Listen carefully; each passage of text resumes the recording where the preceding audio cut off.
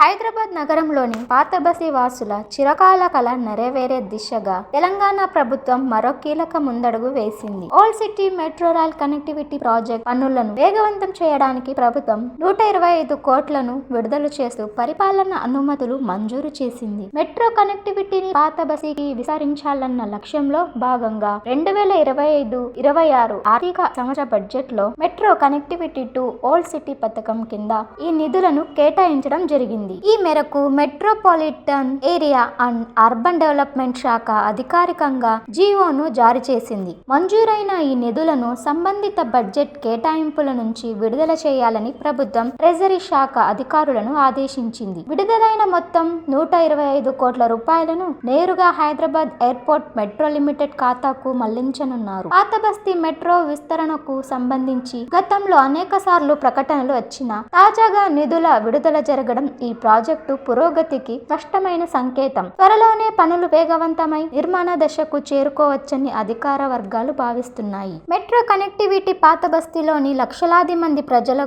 జీవితాలను మెరుగుపరుస్తుంది. ప్రస్తుతం ఈ ప్రాంతంలో ఉన్న తీవ్రమైన ట్రాఫిక్ రద్దీ, కాలుష్యం సమస్యలకు మెట్రో ఒక శాశ్వత పరిష్కారం చూపనుంది. మెట్రో అందుబాటులోకి వస్తే పాత బస్తీ వాసుల నగరంలోని ఇతర ప్రాంతాలకు సులభంగా, వేగంగా చేరుకోగలుగుతారు. ఇది వారి ఉపాధి అవకాశాలను పెంచడంతో పాటు స్థానిక వాణిజ్య కార్యకలాపాలను ప్రోత్సహిస్తుంది. పాత బస్తీలోని చార్మినార్, ఇతర చారిత్రక కట్టడాలను సందర్శించే పర్యాటకుల సంఖ్య కూడా గణనీయంగా పెరుగుతుంది.